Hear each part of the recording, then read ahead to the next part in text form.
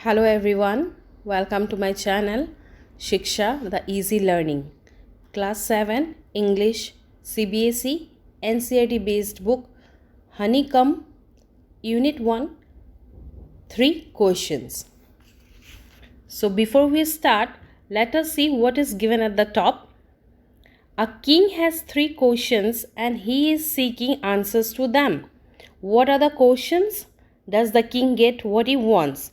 So basically there is a king, एक राजा है और उसके पास 3 सवाल है और उसे तीनों सवालों का जवाब चाहिए. ये सवाल क्या है और अंत में राजा को क्या अपने सवालों का जवाब मिल जाता है, तो ये हम ये लेसन में पढ़ेंगे.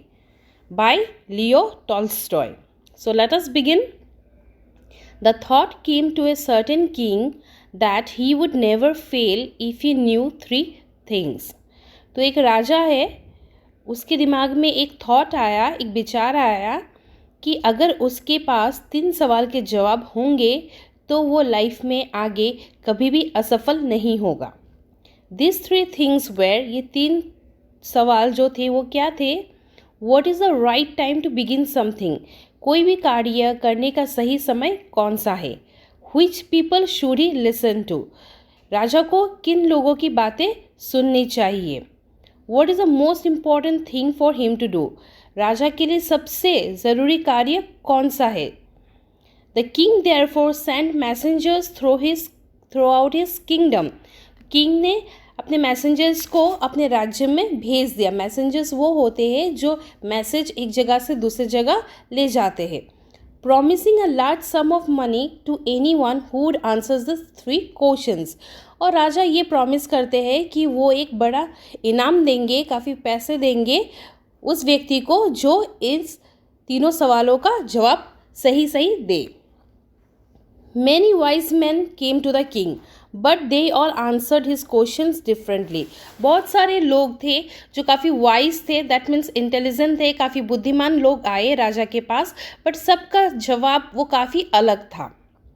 इन reply to his first question, जो उसका पहला सवाल था, उसके आंसर में, उनके जवाब में लोगों ने क्या कहा?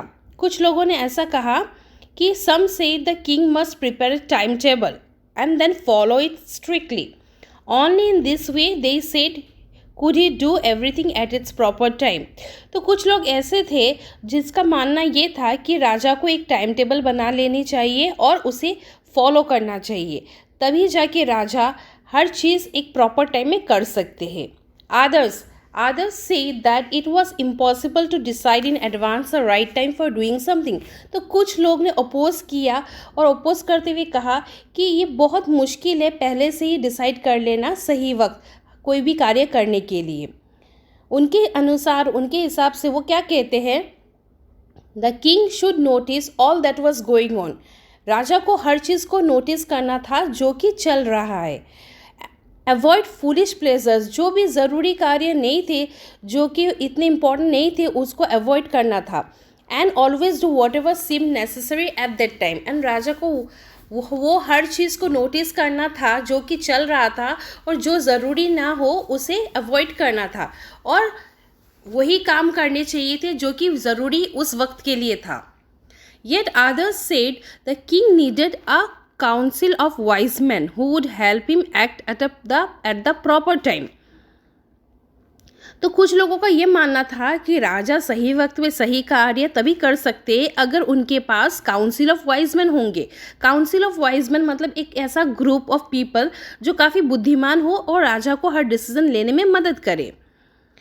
This was because one man would find it impossible to decide correctly without help from others, the right time for every action. Because उन लोगों के हिसाब से, उन लोगों का अगर माना जाए तो उनका ये कहना है कि अकेले राजा के लिए डिसाइड करना बहुत मुश्किल हो जाएगा सही टाइम पे सही काम करने के लिए. उन्हें एक काउंसिल ऑफ वाइज मैन चाहिए, कुछ लोग चाहिए जो काफ़ी बुद्धिमान हो, जो उनकी मदद करे हर डिसीजन को लेने में. But then others said that there were some things which could be urgent. तो तभी कुछ लोगों ने और अपोज करते हुए कहा, बट कुछ चीज़ें ऐसी है जो काफ़ी अर्जेंट होती है. These things could not wait for the decision of the council. कुछ चीज़ें इतनी ज़रूरी होती है कि उसे उसी वक्त लेना ज़रूरी होता है, वो काउंसिल के डिसीजन के लिए वेट नहीं कर सकते। In order to decide the right time for doing something it is necessary to look into the future. वो आगे ये भी कहते हैं कि सही वक्त पे सही कार्य करने के लिए हमें फ्यूचर पे देखना ज़रूरी है, एंड फ्यूचर में वही देख सकते हैं जो मजिशियंस हो।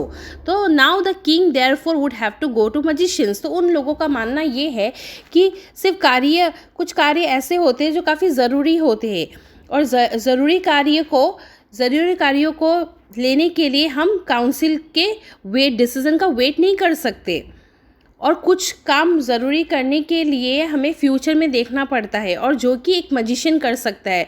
तो राजा को अभी मजिशियन के पास जाना चाहिए। In their answers to the second question, अभी जो दूसरा सवाल था उसके आंसर में लोगों ने क्या कहा।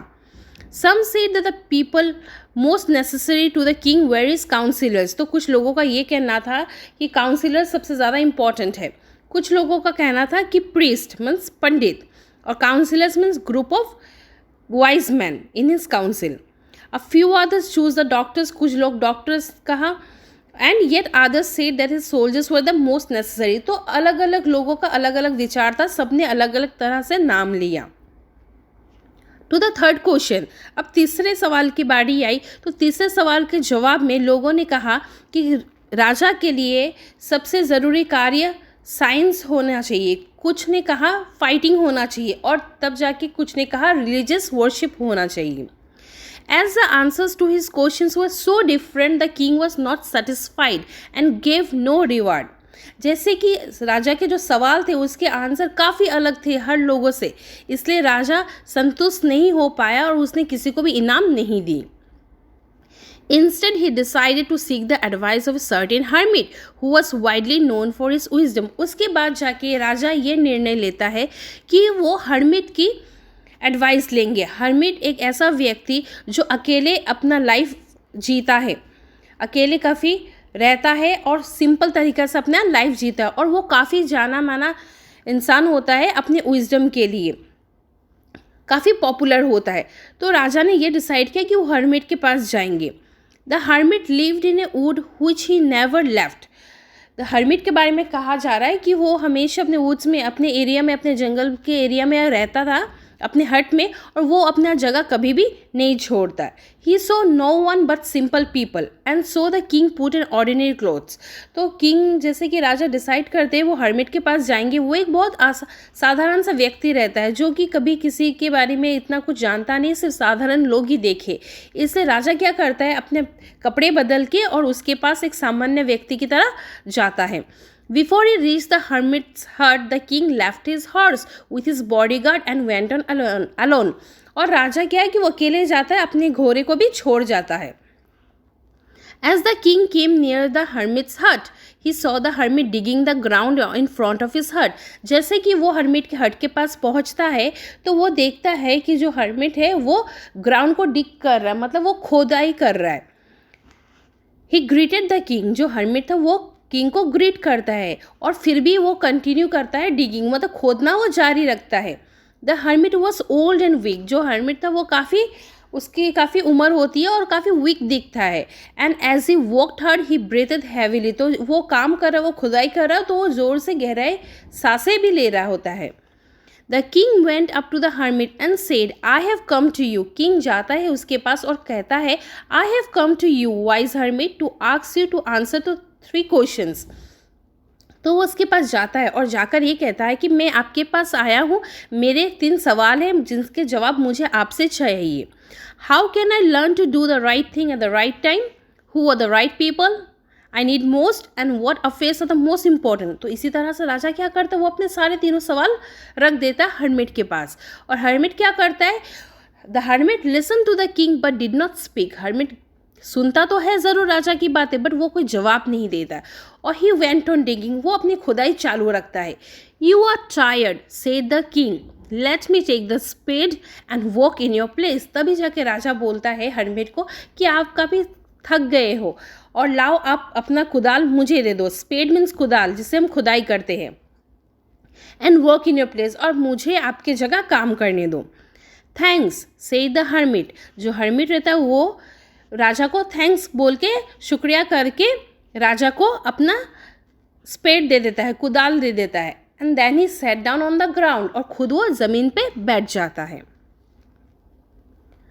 When the king had dug 2 beds, he stopped and repeated his questions. कुछ देर डिगिंग करने के बाद जब उस डिगिंग खुदाई हो जाती है तो फिर राजा फिर से वापस अपने 3 सवाल करते हैं। The hermit gave no answer, but फिर भी hermit कोई जवाब ही नहीं देता, but stood up, stretching out his hand for the spade and said, "Now you rest and let me walk." तो इस बार hermit क्या करता है, वो अपने हाथ आगे बढ़ाता है और राजा से उसका कुदाल वापस मांगता है और कहता है कि आप थक गए हो, अभी आप रेस्ट करो और मुझे मेरा काम करने दो। But the king did not give him the spade and continued to dig.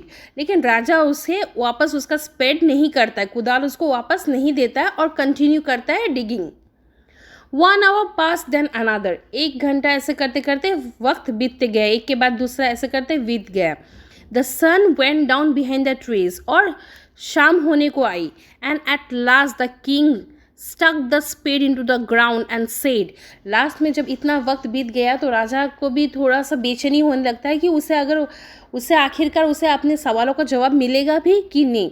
तो लास्ट में राजा क्या करता है, जो उसका कुदाल होता है वो ज़मीन पे ऐसे स्टक कर देता है, मार के रख देता है और कहता है, I came to you wise man for an answer to my questions. If you can give me no answer tell me so and I will return home. और राजा उसे कहता है कि वाइज मैन में उसे कहता है बुद्धिमान व्यक्ति, जैसे उसे एड्रेस करके कहता है, मैं आपके पास आया था मेरे सवालों के साथ जिसके जवाब मुझे चाहिए थे। अगर आप मुझे कोई जवाब नहीं दे सकते हो तो आप मुझे बता दीजिए, मैं यहाँ से वापस चला जाऊँगा। Here comes someone running, said the hermit. तभी जाके hermit जवाब देता है और उसका जवाब क्या होता है, Here comes someone running, means कोई दौड़ते हुए उनकी तरफ आता है। Now we'll do the comprehension check. Number 1. Why did the king want to know answers to 3 questions? राजा को 3 सवाल के जवाब क्यों चाहिए थे? राजा को 3 सवाल के जवाब इसलिए चाहिए थे ताकि वो आगे चल के कभी भी असफल ना हो किसी भी कार्य में। So we'll write, the king wanted to know answers to 3 questions because he thought if he would know answers to these 3 questions, he would never fail in his life. Number 2. Messengers were sent throughout the kingdom to fetch wise men, to find answers to the questions, to look for the wise hermit, to announce a reward for those who could answer the questions. So messengers को राज्य में भेजा गया, क्यों? ताकि एक reward को announce कर सके, एक इनाम दे सके उस व्यक्ति को जो राजा के सारे सवालों का सही जवाब दे। So will tick the point number 4, to announce a reward for those who could answer the questions. That's all for today. I hope the part 1 is clear. If you have any doubt, you can ask in the comment section below. If you are new to my channel, please do subscribe. It means a lot to me. If you've liked any part of my video, do like, share, subscribe and leave a comment before you leave. We'll meet with the next part very soon. Thank you for watching. Till then, take care. Bye-bye.